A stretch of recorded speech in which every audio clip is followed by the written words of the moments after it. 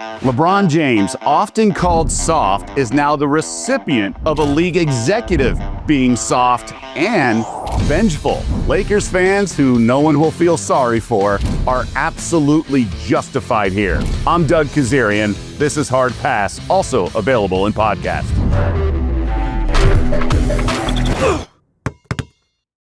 The Hoop Scoop involves LeBron James. Every now and then, there's a random interview that will go viral, and someone will catch strays, as the kids say. That just happened to LeBron James. Out of nowhere, LeBron and the Lakers came under fire, and I think it's ridiculous. Join the conversation. Let me know your thoughts on whether that bubble championship 5 years ago was legitimate for the Lake Show. I absolutely think it was, but The Athletic wrote an article to recognize the 5-year anniversary of the NBA bubble, and 76ers GM Daryl Morey volunteered that in league circles, that Lakers title has a giant asterisk and that many see it as not legitimate. Since the bubble, we've all heard casually people mentioning this, but for a league GM to unnecessarily volunteer it, that's something.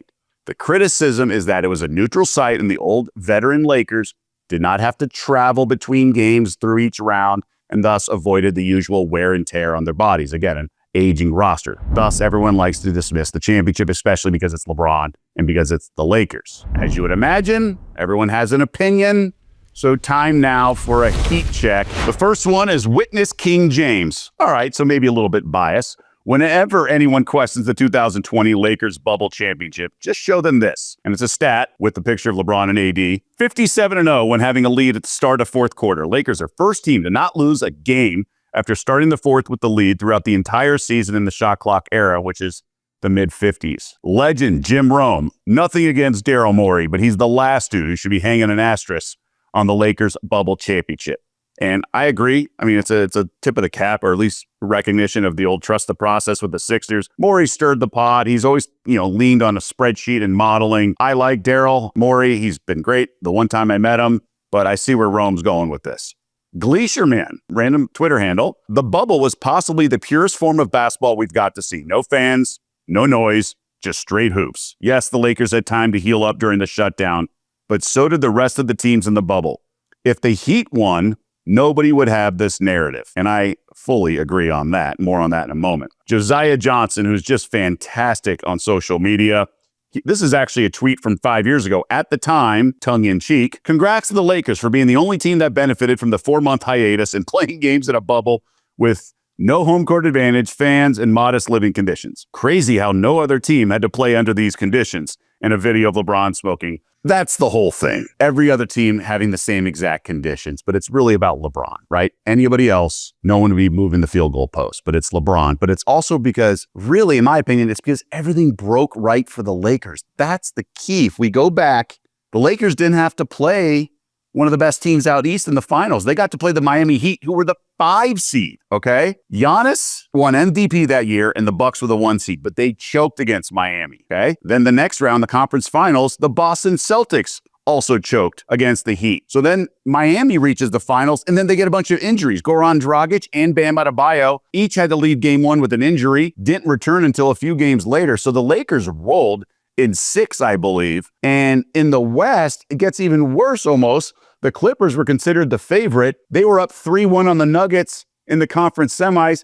They blow that lead, so the Lakers didn't have to go through the Clips, who had Paul George and Kawhi in peak form. Instead, they got Jokic, but it was 25-year-old Joker, not MVP Jokic. If LeBron and the Lakers had gone through a Clippers team with Kawhi and Paul George, and then Giannis and the Bucks, no one would be questioning this title. Instead, subconsciously, they make the shift that it's the bubble. That made things different, but it was uniquely difficult for everyone. The Lakers were absolutely legit. I believe they were 49-14 when the shutdown occurred. They were the number 1 seed in the West. LeBron was great. He finished second in the MVP. AD was prime AD. They were awesome together. And let me put it this way. If LeBron and AD and LeBron had lost in the finals, would everyone be saying, well, that loss doesn't count. He's still 3-6 in the finals? No, of course, they'd make it 3-7. So why, if he wins, is it discredited? And it's a joke. That's an absolute joke and unfair. LeBron was awesome in that postseason.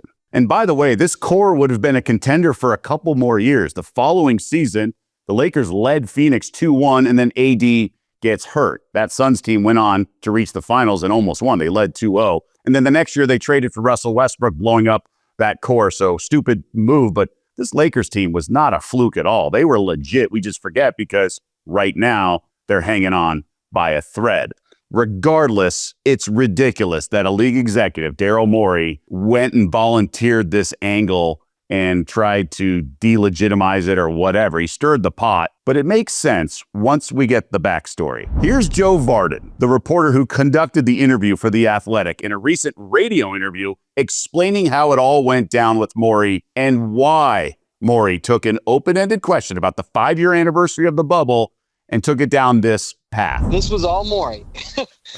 He could have gone anywhere with this, and this is where he went.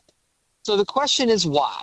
If we want to guess why he said what he said, I just think he had an opportunity, he felt, to tweak LeBron a little. You know, it goes back at least to 2019. You know, Daryl put out a social media post supporting the protests in Hong Kong, which led to this massive dust-up between the NBA and China. And that cost LeBron a bunch of money. And LeBron was pretty upset about that. And it also, LeBron and the Lakers and the Nets were also caught in China right as the controversy between Daryl and China and the NBA was blowing up. So LeBron was really upset about this. He took Daryl to task for it. I'm sure Daryl didn't appreciate that. Look, rich guys are often unafraid of ruffling feathers. They don't really care about the repercussions. And in this case, Morey didn't care about offending LeBron or even Lakers fans. And by the way, it's worth mentioning that Morey was with the Houston Rockets at the time, and the Lakers went through them in the playoffs, I believe, in 5 games. And then Morey also said if Houston had won the title, he would, without a doubt, unquestionably view it as a legitimate title and cherish it. So maybe it was just trying to stir the pot and taking a shot at LeBron. Time now for Fans in the Stands, as this is when we recognize our audience, our fans in the stands. And we bring up some of the comments in the comments section on this YouTube channel, and I answer them here on air. But just want to remind everyone to join the conversation. Let us know your thoughts. Write a comment, please. What do you like, dislike, suggestions, recommendations, advice, betting questions, you name it. I'll answer some of them here on the show. And that's what we'll do here with Ryan Huffman. Everything surrounding the WNBA seems to always just miss the landing. I think they were trying to be edgy, but why give non-fans ammo? And this is in response to the new Gatorade ad, Let Them Cook. It was all WNBA players, current and past, and basically just taking an outdated, misogynistic or misogynist sort of thought and double entendre, which was clever, but I just still think it doesn't achieve what they want to achieve, which is bring in more fans. You're not going to do anything by exposing them and, diversity of thought. You want to just play good basketball and play it down the middle, in my eyes. And I just think while in your own echo chamber, the echo chamber of the WNBA fans, they loved it. They loved the creativity. And I did too, because I'm a WNBA fan. But I think it does not accomplish what you really should be doing, is trying to bring in more non-fans. And I agree with Ryan in that part. So they didn't see it that way, I guess, is my question.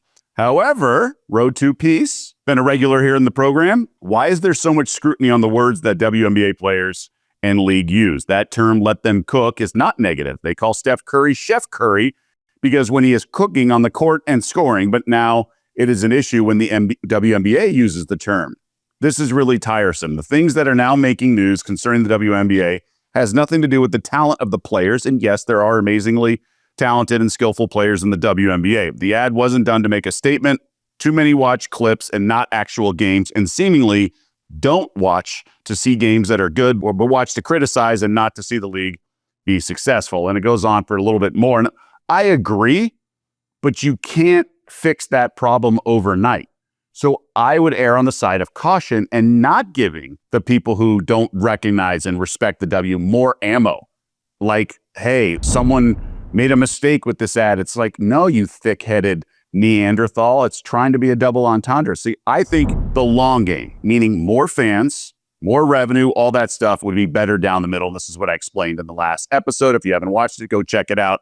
But I agree with the principle of what this commenter said, but I just don't think you can stick a square peg in a round hole, and thus you have to get them to, lure them, lead the horse to water. And I think you do it by simple, clean campaigns with good basketball, like the current one going on. Be careful. There's a woman on fire, and it was cut to Nafisa Collier scoring buckets. Yeah, I think that's also clever and also portrays the W in a very positive light, meaning good basketball, effective basketball, things like that. All right, that's going to do it for this edition of Hard Pass. We always appreciate your involvement. Again, join the conversation.